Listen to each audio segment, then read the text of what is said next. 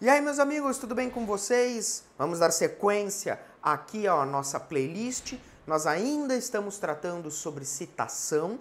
A partir desse vídeo, nós vamos começar a analisar, tecer aí algumas considerações a respeito das modalidades de citação admitidas no novo Código de Processo Civil. Não sai daí, que eu volto já já.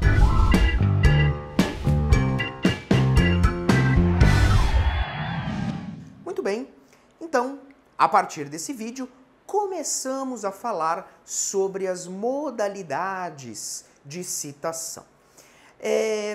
Primeiramente, eu quero fazer um breve comentário, que nós, num primeiro momento, não iremos nos debruçar sobre a citação eletrônica, tá? A citação eletrônica, ela é uma espécie de citação, claro, só que o Código de Processo Civil 2015, ele foi, segundo a maior parte da doutrina, ele foi extremamente infeliz, porque ele optou por não disciplinar detalhadamente a citação eletrônica. O CPC optou por conferir essa, entre aspas, tarefa ao CNJ, aos tribunais. Então o CPC 2015, ele, digamos assim, ficou um pouco em cima do muro quando o assunto é citação eletrônica. Então nós vamos aqui nos debruçar sobre as outras modalidades de citação, tudo bem? As modalidades, entre aspas, tradicionais de citação, ok? Então vamos lá para a tela para a gente visualizar quais são essas modalidades. Muito bem, então a partir de agora nós estamos falando sobre as modalidades de citação. Ok? Vamos lá. A primeira modalidade de citação que nós temos é a citação por correio. Ok? Primeira modalidade é a citação por correio. A segunda modalidade é a citação por oficial de justiça. Tudo bem? Por oficial de justiça. A terceira modalidade é a citação em cartório.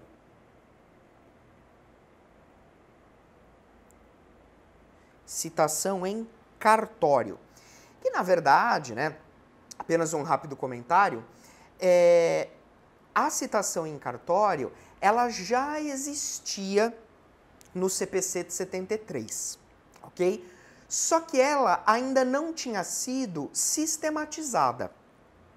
Ela existia, mas ela não era sistematizada. Então, o CPC 2015, ele, de olho aí nessa realidade forense, trouxe a citação em cartório para dentro dele e resolveu sistematizá-la, Resolveu prever aí as regras, que, aliás, diga-se de passagem, é uma modalidade de citação bastante importante.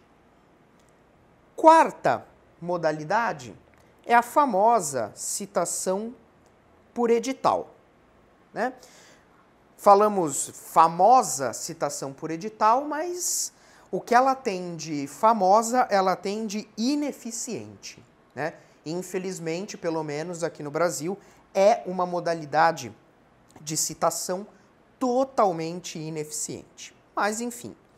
E a quinta modalidade é a citação eletrônica. Citação eletrônica, que nós já havíamos conversado, que nós não iríamos aí nos debruçar sobre essa espécie de citação, ok? Até porque ela é uma citação que basicamente o CPC 2015 nada fala sobre ela, Então a gente vai acabar deixando ela para um momento posterior. Só para você saber, a título de conhecimento, porque não é uma coisa comum, nós teríamos aí também no CPC 2015 uma sexta modalidade de citação para casos muito específicos, que seria uma citação através da publicação no Diário Oficial, né? Essa citação por meio de publicação no Diário Oficial, que poderia até inclusive ser feita na pessoa do advogado, é uma citação muito específica para aqueles casos de embargos de terceiro, embargos à execução e inclusive na oposição. Então essa citação, dada a sua especificidade, a gente deixa para falar dela quando nós formos tratar dessas ações especiais. Tudo bem? Muito bom. Dando continuidade ao nosso conteúdo, passar para uma nova tela.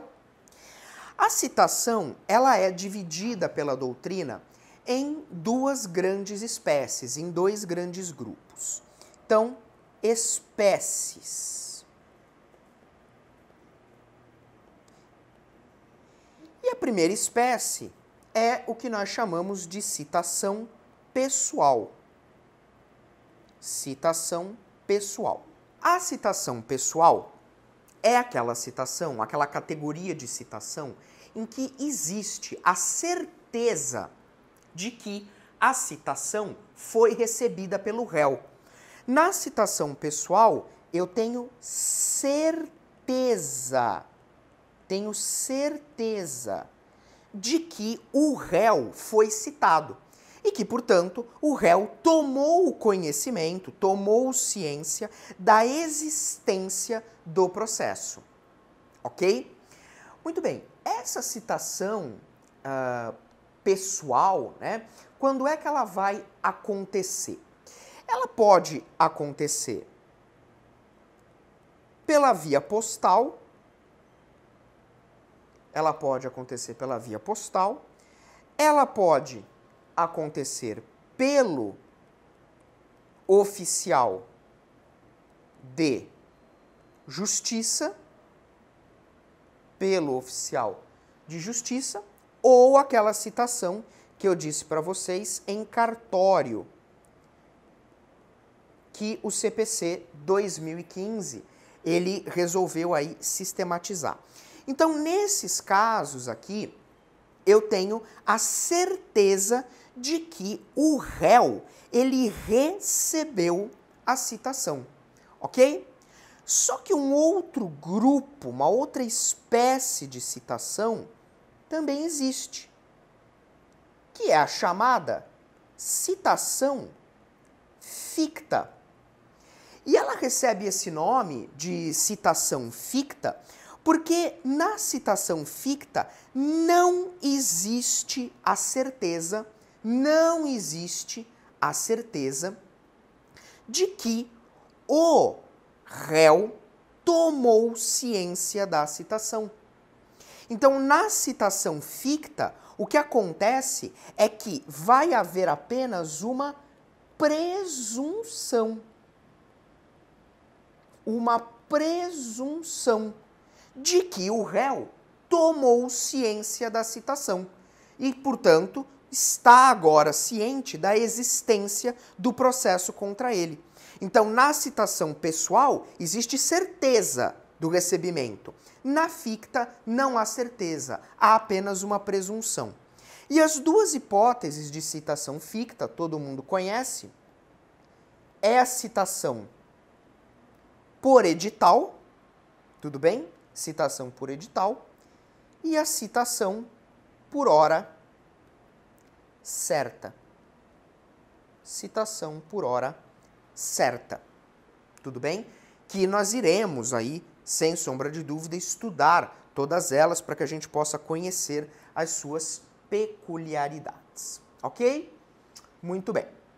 Continuando, então, eu vou passar para nova tela. Qual é a regra geral?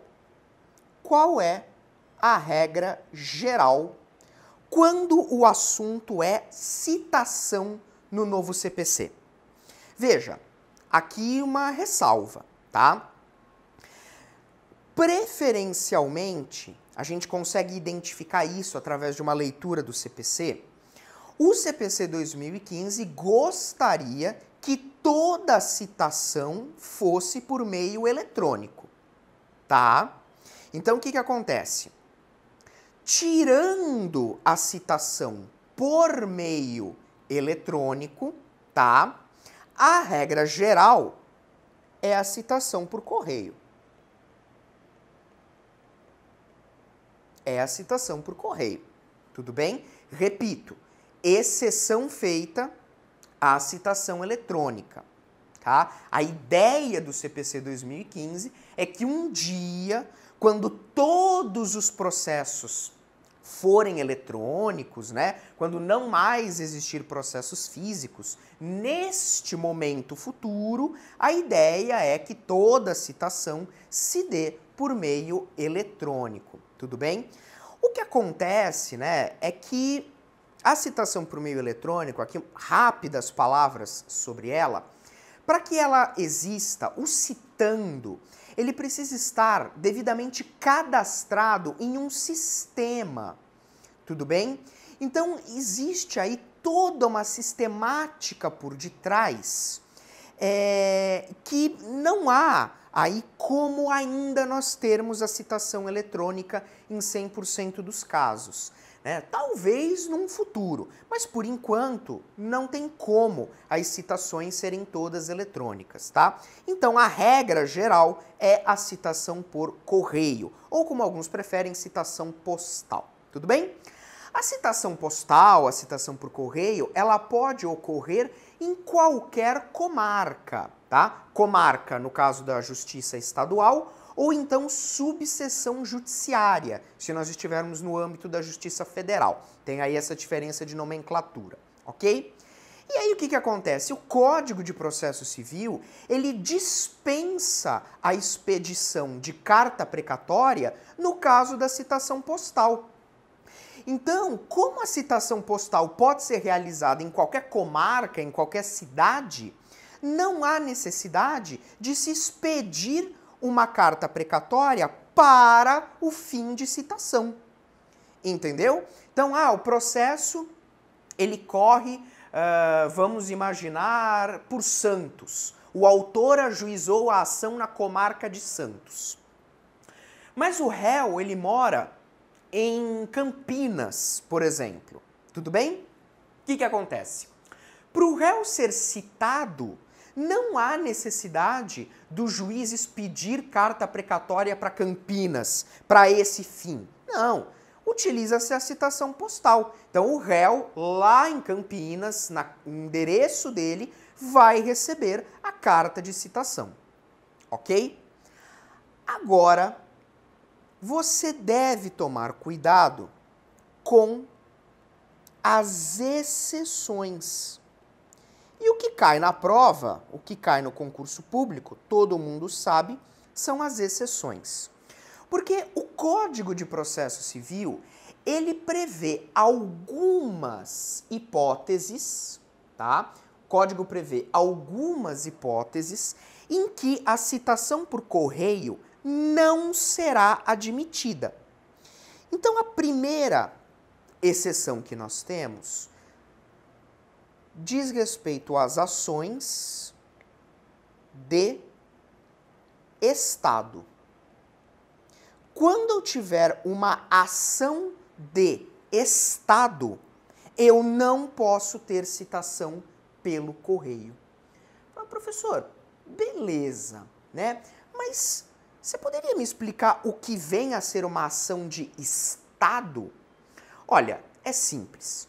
As ações de Estado são aquelas que dizem respeito à posição de uma pessoa diante do ordenamento jurídico. Professor, ainda não entendi. Como assim? São ações que dizem respeito à posição de uma pessoa diante do ordenamento jurídico? Vamos pensar no caso das ações de Estado envolvendo o direito de família? Ação de divórcio, ação de anulação de casamento, ação de investigação de paternidade, são todas ações de Estado. Por quê? Porque no caso do divórcio, o estado civil da pessoa é alterado. A pessoa era casada, com a ação de divórcio, o estado civil de casado passa para divorciado. Percebeu? Ação de anulação de casamento. Se eu anulo o casamento, eu mudo o estado da pessoa. A pessoa era casada, com a anulação do casamento, ela volta a ser solteira. Tudo bem? Investigação de paternidade também é ação de Estado, porque reconhecida a paternidade, o sujeito agora passa a ter um vínculo de paternidade com uma outra pessoa. Percebe? Outra ação de Estado, a ação de interdição. Ação de interdição. Uma pessoa que era plenamente capaz, agora será relativamente incapaz. Aí a depender do nível da interdição. Então essas ações que versam sobre o estado da pessoa, elas não admitem a citação por correio. Tudo bem? Muito bem. Que mais, professor? Cuidado, porque também não pode haver citação por correio quando o citando for incapaz. Citando for incapaz. Também não dá para você ter citação por correio. Percebeu? Se o réu ele é incapaz, por uma questão de segurança, Por uma questão de segurança, você prefere um outro tipo de citação. Percebe? Uma citação que traga mais segurança para o processo. Porque imagina, se o réu é incapaz, se ele não consegue ter discernimento para a prática dos seus atos, ele pode receber pelo correio uma citação aí por carta, uma citação postal, ele pode pegar aquela citação e jogar fora, porque ele não consegue compreender ainda o que aquilo significa. Então isso não traz segurança. Então você prefere, nesse caso, uma citação por oficial de justiça. O oficial de justiça vai até o endereço lá do incapaz para citá-lo, possivelmente aí na pessoa do seu representante legal ou, eventualmente, um curador. Então, com isso, você traz mais segurança para dentro do processo. Outra situação, que eu também não posso ter citação pelo correio, é quando o citando for pessoa jurídica de direito público. Eu quero entrar com uma ação contra uma pessoa jurídica de direito público. Posso? Pode, sem problema nenhum. Mas nessa ação não vai poder haver citação pelo correio. Então eu quero entrar com uma ação contra uma autarquia. Eu quero entrar com uma ação contra uma fundação pública, de direito público. Percebe? Quero entrar com uma ação contra um município. Beleza, não tem problema nenhum. Mas não vai poder haver a citação pelo correio. Por quê, professor? Novamente, o código se preocupa em segurança. Em segurança. Como assim, professor, segurança? Não se admite a citação postal das pessoas jurídicas de direito público porque, em razão dessa burocracia toda que existe dentro da nossa administração pública, o legislador teve receio de que a carta de citação pudesse se perder dentro de toda essa máquina burocrática que forma a nossa administração pública. Então, por uma questão de segurança, o novo CPC, ele resolveu adotar esta regra, ok? Outra situação, quando o citando residir em local não atendido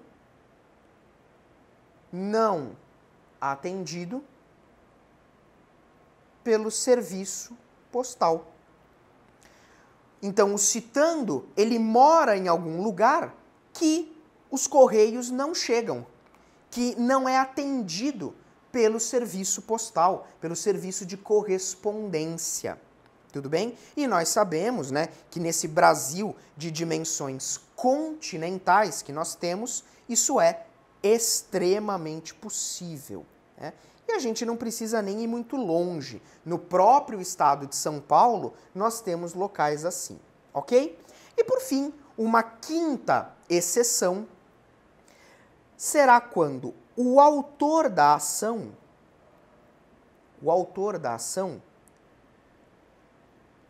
de forma justificada,